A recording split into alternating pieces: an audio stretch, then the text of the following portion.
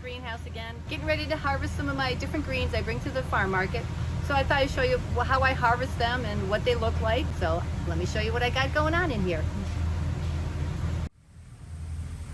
Okay, so right now we're looking at dandelion greens and some collard greens.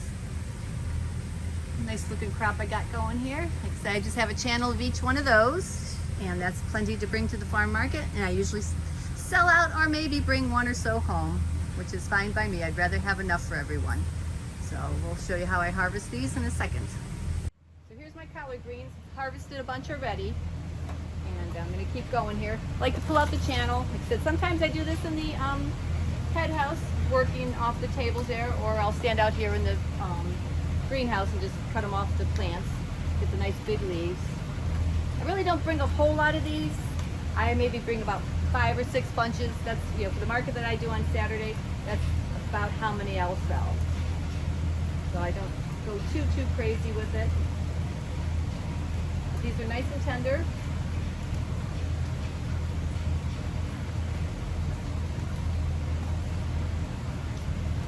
Just keep cutting them here.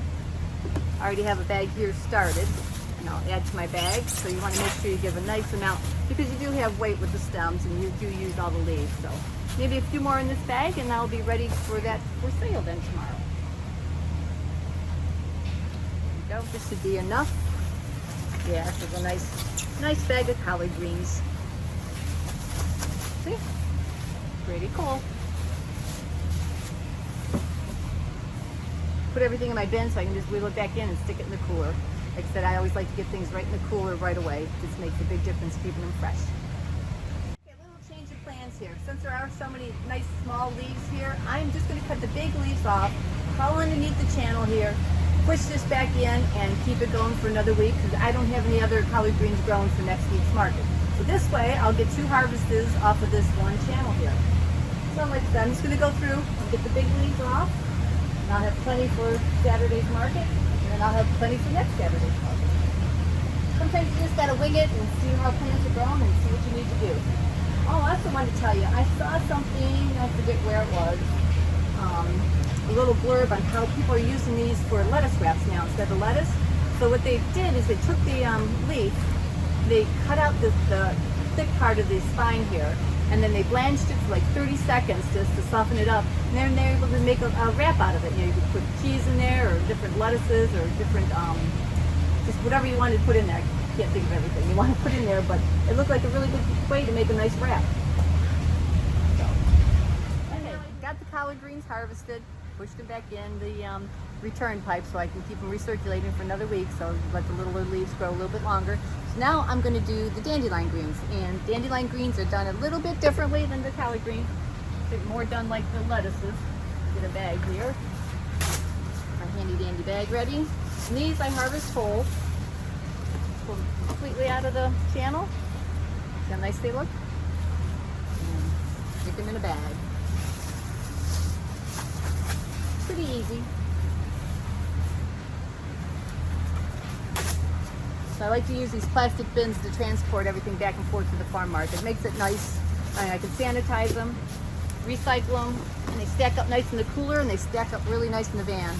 Doug's able to pack up the van for me. He gets up in the morning with me on Saturday morning. He packs the van up, and then I usually either meet Devin or Kelsey at the farm market. This week it's going to be Kelsey. Devin and her family are taking a little vacation. They're going down to one of the state parks. They rented a cabin with some good friends of theirs, and they've got a pontoon boat lined up, so they're going to have some good time. So I got some really nice dandelion greens here. These are ready for the market, and we'll be good to go. So I take my little tags too. So these are very important. So it tells the date that I planted it and the date it's supposed to be harvested, and which is supposed to be harvested for, this was supposed to be harvested for last week's market. Weren't quite big enough, so for this week, and I'll make my notes for next year. You know, I can look at them and see how everything planted and how fast everything grew. My little clip on there, turn off the emitter, and it looks like I got some collard greens mixed in with my dandelion greens when I was seeding. Little seeds sometimes like to bounce all over the place. That's okay.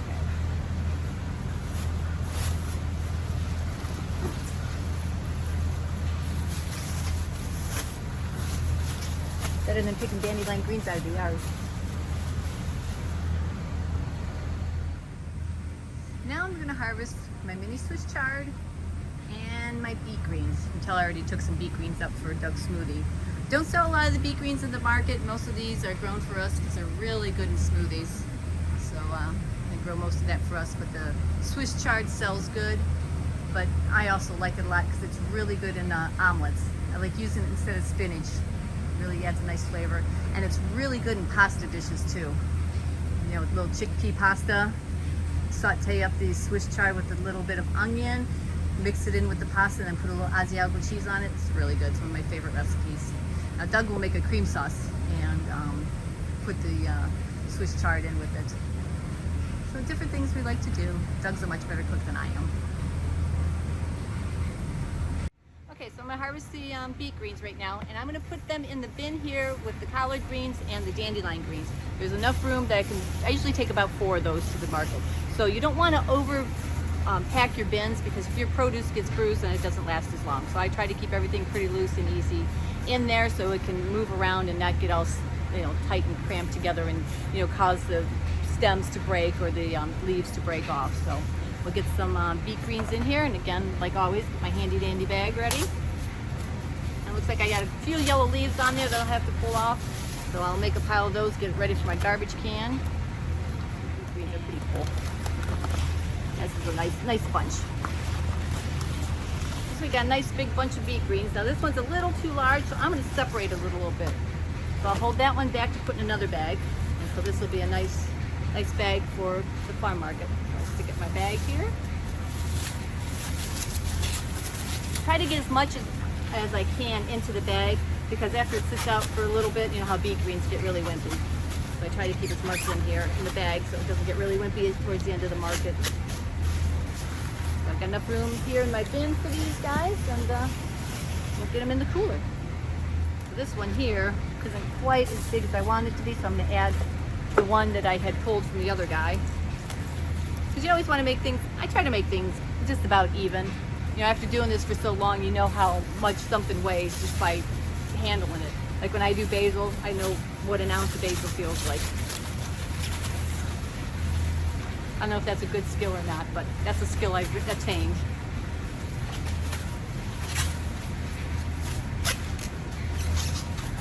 Okay, well, I'll go ahead and get one more of these harvested and get them over into the cooler, and then we'll move on to the Swiss chard. I'll be back with an empty bin. Something else to think about, if you're leaving part of a channel in, like I'm going to leave those beet greens back there, I'm going to come back with my garbage can and get the roots out of here, because these roots are going to be dead, and I don't want to get any pathogens into my system, because this is where my emitter is here at the front end of the channel here, and it, you know, water's dripping all the way through those dead roots and getting carried into my system. So just something to think about when you're doing stuff. A little bit of common sense. I mean, if you guys see something I should do better, just let me know. But things I've learned over the years of how to try to keep everything sanitized and keep any pathogens out. Here's the Swiss chard I'm going to be harvesting, right like next to the beet greens I just got done doing. So I'll just get ready to clip off my channel, and I'm going to pull it out. I'll show you guys a little bit better what I got. Make sure my phone doesn't fall over. My bag ready.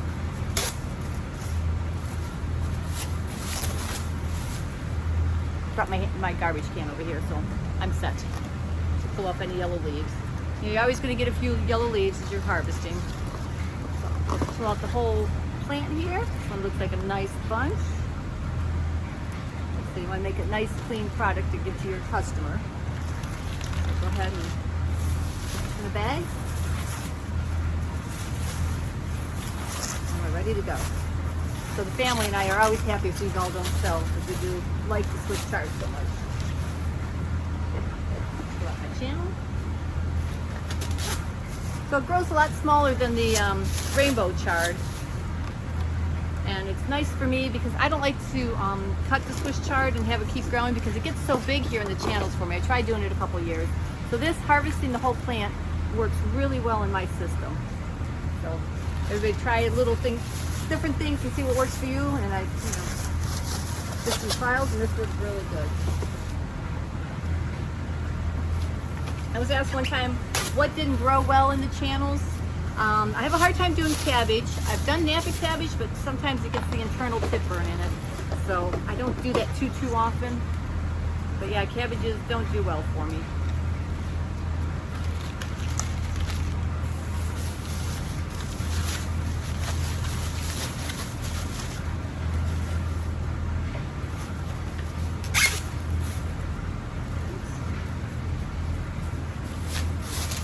Nice and cloudy this afternoon, so I'm able to work in here. Usually I have to wait till the evening, but everything is all nice and firm. Oh, look at this, the mini bok choy got in here. See, my seeds bounce all over the place, see? Nice little mini bok choy, so I'll save him for my bok choy harvest. So this guy isn't quite big enough. There's not quite enough plants in here, so I'm gonna hold on to this guy. And the one next to him, as you can see, is not quite big enough to be by himself either, so I'm going to put these two plants together. Yeah, you could sell them individually, but you know, if I'm buying this, I'd like to get a nice bunch.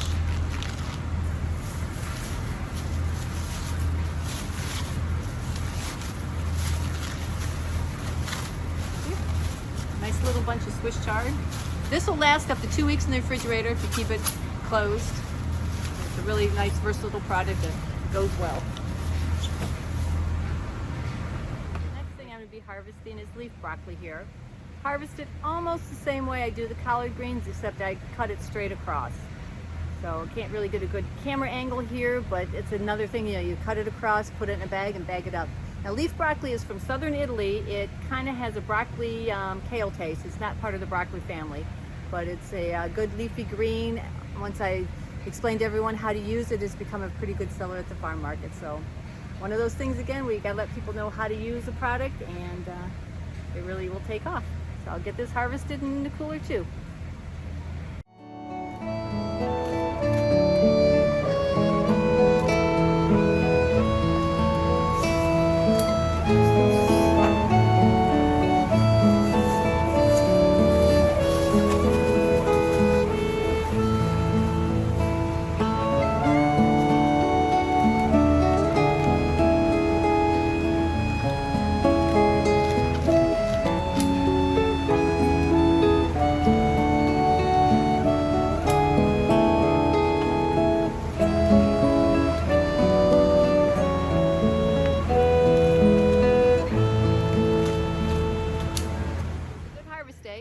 All my leafy greens and lettuce is in the cooler. All my basil, tomatoes, and peppers are in the head house, ready to be loaded up in the van tomorrow morning. So if you like what you saw today, please like and subscribe to our channel. Leave me any comments, questions, or suggestions down below, and we'll hope to see you soon. Here we are in the process of getting set up. Unloaded the van, didn't get to videotape that because I'm unloading. So we got about a half hour before the market opens. Kelsey's putting my signs up. Here's what it looks like from our point of view.